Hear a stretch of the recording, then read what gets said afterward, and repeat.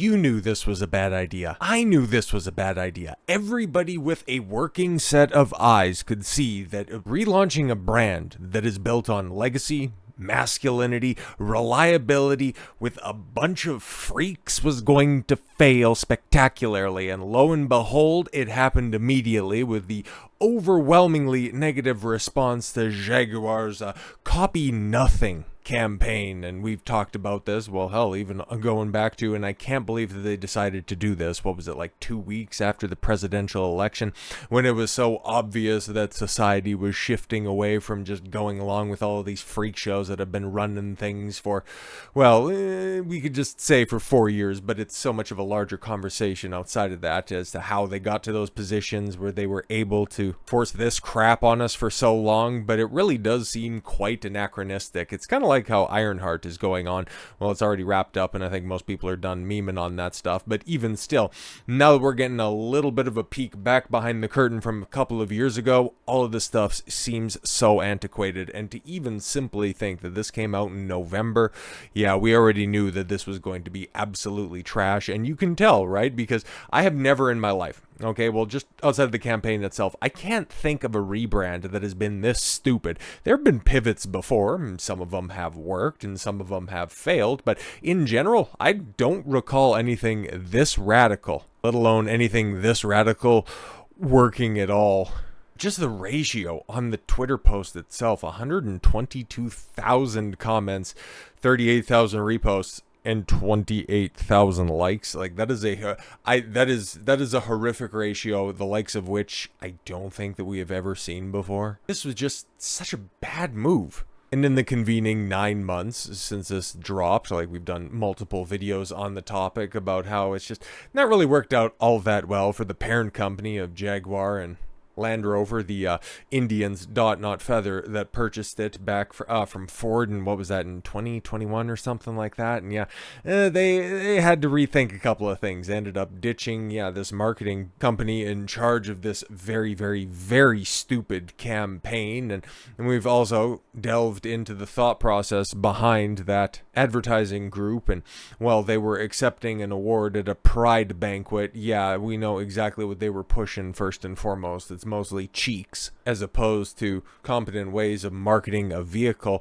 Where if a semi-luxury brand like Jaguar, if they want to go ahead and launch this brand new campaign, it's pretty goddamn simple. They're synonymous with something that the world is very much lacking at this point in time, and there is a palpable need and desire for a return to that old classic 50s and 60s appreciation for Jag. Your stereotypical stiff upper lip Brit standing right next to their F-type, and they're the type of guys that men want to be and women want to be with. It's not a difficult rebrand, but no, you just decided to bring in the cringe squad. And well, there were think pieces that came out, and this is one of the more recent ones that dropped midway through May, and it's from Motor Trend. So yeah, this is like Hollywood Reporter spilling the tea on the background goings on at Lucasfilm. So yeah, this is it's a pretty sizable outlet to be talking about the follies of this once great company. But Jaguar's rebrand might be getting a rebrand. Would that make it a rebrand? Well, yeah, definitely make it a rebrand in some way or another. But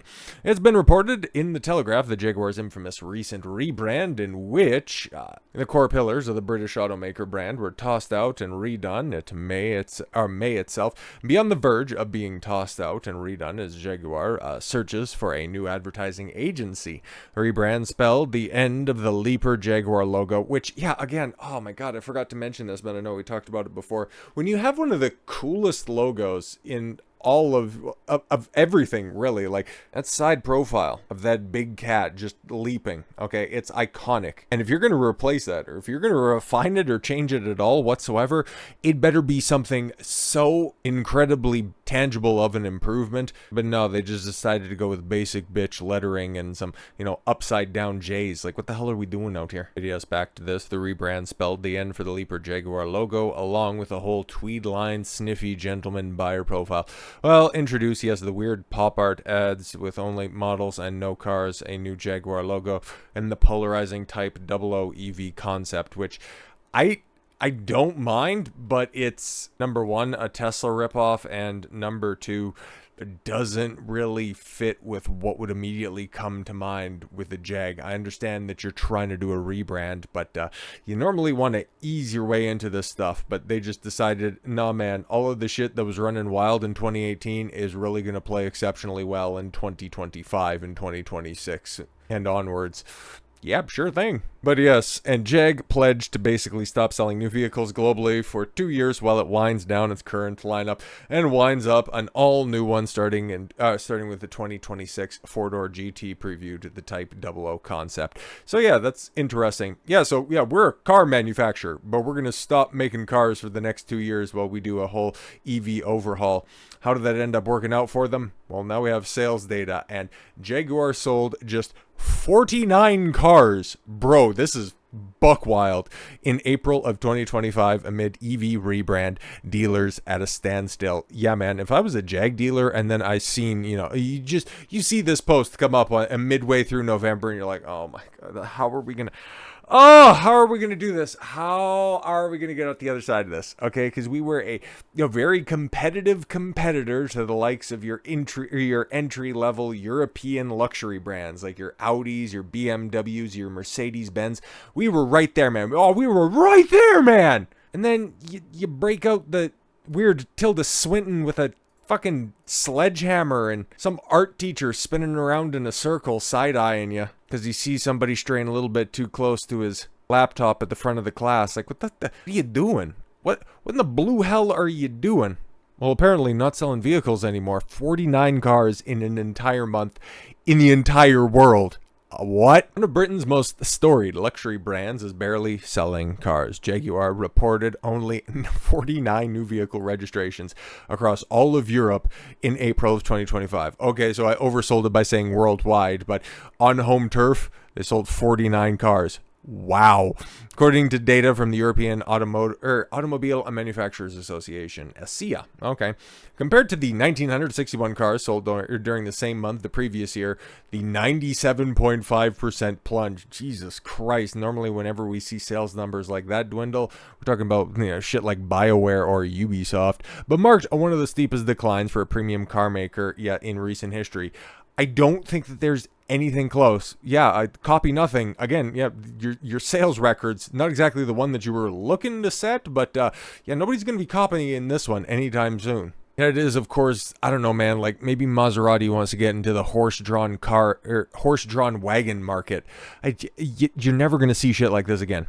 This marks one of the steepest year-over-year sales collapses ever recorded for, a premium automaker. I would hazard a guess that there isn't anybody in any consumer realm that could match those numbers. That is astonishingly poor. The dramatic drop coincided with Jaguar's effort to reinvent itself as an all-electric luxury marquee. Under the reimagined plan introduced in 2021, the company halted internal combustion model production in anticipation of the EV relaunch sent for 25-26. By late 2024, Jaguar suspended sales in the UK, leaving dealerships with almost no inventory. Now, Jaguar Land Rover, JLR, the parent company, faces fresh macroeconomic headwinds. Yesterday, June the 16th, JLR revisited its 2026 profit expectations, lowering its EBIT margin guidance from to 5 to 7%, Reuters reported. Well, if they keep on dropping like this, instead of an EBIT report, they're going to have to get on that EBT in order to make fucking ends meet. This is down from the earlier 10% target, signaling a minimal free cash flow. Shit. Downgrade reflects both global EV transition costs and escalating trade pressure, particularly from the United States. But yeah, how are those UK tariffs working out? All right, nothing's changed. Oh yeah, much ado about nothing. Oh, Trump's gonna tax us into oblivion with tariffs. Long story short, nothing changed. More than 25% of JLR's worldwide vehicle sales come from the US market, but Donald Trump's recent imposition of a 25% tariff on all foreign-made vehicles forced JLR to temporarily pause shipments. Then how does that explain the 49 cars sold in Europe in a month? That is abysmal stuff, and that is the market letting you know that even in sympathetic commie world that is the EU, this shit is even too woke for them. So with all that said, thank you all very much for the gift of your time. I've been Don Coswell, and I want you to follow your gut and get after it. Take care, everyone.